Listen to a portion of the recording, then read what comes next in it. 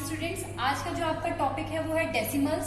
तो इस पूरे चैप्टर में हम डेसिमल्स के बारे में पढ़ेंगे। मैंने यहाँ पर कुछ वैल्यूज लिखी हुई है, आप जरा इन्हें ध्यान से देखें। इन वैल्यूज को प्रोनाउंस कैसे करेंगे? 123.567। तो ये जो पॉइंट है ये डेसिमल है, ठीक है। हमने पहले भी थर्ड और फोर्थ क्लास में प्लेस वैल्यू के बारे में पढ़ा था। तो प्लेस वैल्यू में इस जो डिजिट होती है लास्ट वन, इसे हम वंस प्रोनाउंस करते हैं, सेकंड टेंस, और ये वाला है जो थर्ड, इसे 100, और फिर इसके आगे जाते जाएंगे तो 1000, 10,000, इस तरीके से। इतना हमें पता था। अब डेसिमल में क्या है, पॉइंट के बाद वाली चीजें हम देखेंगे। जो पॉइंट के बाद वाली डिजिट है, जैसे 5, उसको हम प्रोनाउंस करेंगे 10, 6, 100 और 7 को 1000।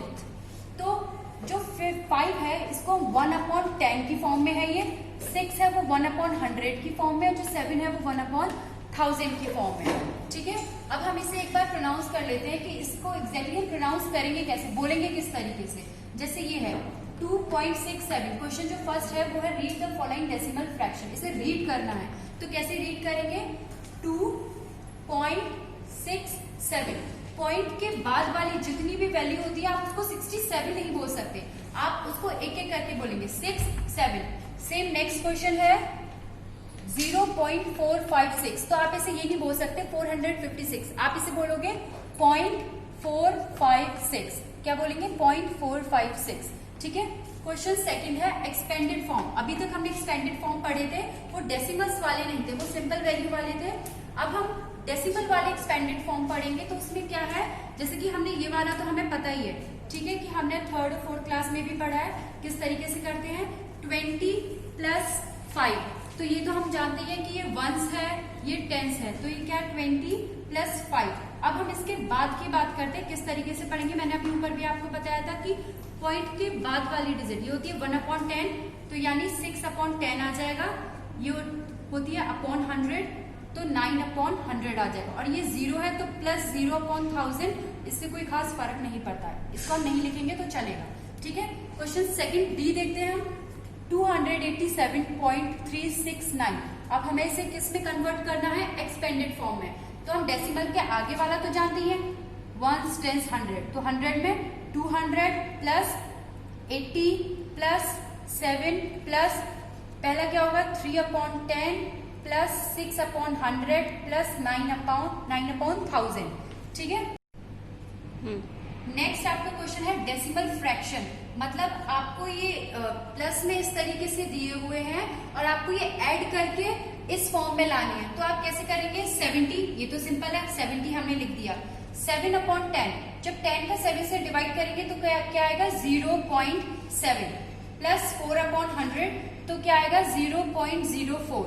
इसको आप डिवाइड भी कर सकते हैं, तो वो बहुत डिफिकल्ट हो जाता है। तो इसका एक सीधे से सिंपल है कि अगर 10 है, हमने थर्ड फोर्थ क्लास में भी पढ़ा है, तो जितनी नीचे 0 है उतना ही यहाँ आगे पॉइंट आ जाएगा। मतलब अगर एक 0 है तो एक डिजिट से पहले 0.7, 2 0 है तो 2 डिजिट से पहले पॉइंट आ जाएगा, ठीक है। इसलिए हमने यहाँ एक एक्स्ट्रा 0 लगा दिया है।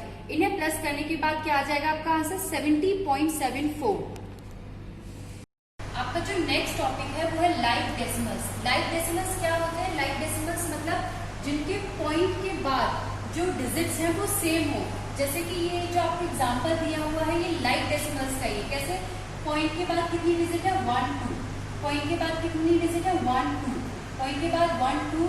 तो मतलब आप नोटिस कर सकते हैं कि सभी वैल्यूज में जो पॉइंट के बाद है वो सेम डिजिट है, 2 2 2 2। इसलिए इसे हम क्या बोलेंगे? Like decimals.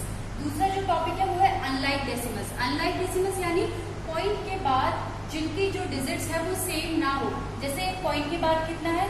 2 डिजिट, पॉइंट के बाद 3 डिजिट, पॉइंट के बाद 1, पॉइंट के बाद 3। तो मतलब इस पूरे एक लाइन में आप देख सकते हैं जितनी भी डिजिट्स हैं, जितनी भी वैल्यूज हैं, जो सबका पॉइंट के बाद डिजिट आ रही है वो डिफरेंट आ रही है। इसलिए इसे हम अनलाइक डेसिमल्स बोलेंगे। क्या बोलेंगे? Unlike decimals. लाइक डेसिमल्स यानी पॉइंट के बाद सेम डिजिट आना, और अनलाइक यानी पॉइंट के बाद डिफरेंट डिजिट आना, ठीक है। क्वेश्चन 6 हम ये पहले भी कर चुके हैं, हम first second third fourth standard से करते आ रहे हैं कि बड़ी डिजिट कौन सी है उस पर एरो लगाना, पर हमने अभी तक डेसिमल्स वाले नहीं किए थे। तो हम कैसे पता लगाएंगे कि डेसिमल्स में कौन सी डिजिट बड़ी है, कौन सी डिजिट छोटी है? तो सिंपल है, हम पॉइंट से पहले वाली डिजिट देखेंगे, ठीक है। पॉइंट से पहले वाली डिजिट यहाँ पर क्या है? 58.5 और यहाँ क्या है 46.30। अब पॉइंट से पहले देखेंगे यहाँ क्या है 58 और यहाँ क्या है 46। इसका मतलब जो 58 है वो 46 से बड़ा है, तो बड़ी डिजिट क्या होगी 58.5। नेक्स्ट क्वेश्चन देखते हैं 0.856 और 0.809। अब हम इसमें कैसे पता लगाएंगे कि कौन सी डिजिट बड़ी है कौन सी डिजिट छोटी है। सिंपल, मैंने बोला था कि पॉइंट के पहले देखेंगे, पर यहाँ तो दोनों जगह पॉइंट के पहले 0 है, तो अब हम पॉइंट के बाद वाला डिजिट देखते हैं। पॉइंट के बाद पहला क्या है 8, यहाँ क्या है 8 और यहाँ क्या है 8, ये दोनों सेम हो गई। चलो ठीक है, जाने दिया। अब नेक्स्ट डिजिट देखते हैं, पॉइंट के बाद क्या है 5 और पॉइंट के बाद क्या है 0, ये डिफरेंट डिजिट है। और आप डिफरेंट डिजिट में ये देख रहे हैं कि जो 5 है वो 0 से बड़ा है। इसका मतलब क्या हुआ कि ये 0.856 डिजिट बड़ी हो गई। कैसे पता चला? पहले हमने 0 पॉइंट से पहले देखा सेम था, पॉइंट के बाद 8 देखा सेम। नेक्स्ट जो डिजिट थी 1s 10th डिजिट 5 बड़ी है 0 से, तो इसका मतलब क्या हो गया, ये वाली जो डिजिट है वो बड़ी हो गई। नेक्स्ट है अपना ऐड करना। एडिशन बहुत ही सिंपल है, पर डेसिमल में किस तरीके से एडिशन करते हैं जरा देखें।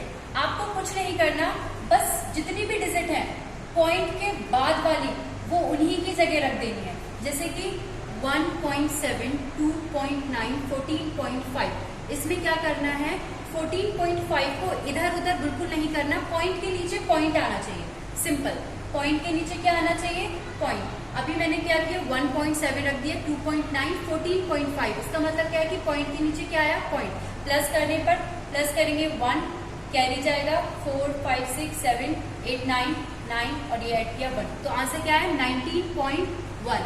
आंसर क्या है 19.1। नेक्स्ट क्वेश्चन है, आपको कुछ नहीं करना है, बस पॉइंट का ध्यान रखना है। पॉइंट के नीचे डिजिट जो है बाद वाली वो एज इट इज रहनी चाहिए, पॉइंट के नीचे पॉइंट आना चाहिए। 32.609 लिख दिया, 0.999 ठीक है, 2.1। इसमें कोई कंफ्यूजन नहीं होनी चाहिए, आपको बस पॉइंट के नीचे पॉइंट वाली डिजिट ही लिखनी है उसी तरीके से।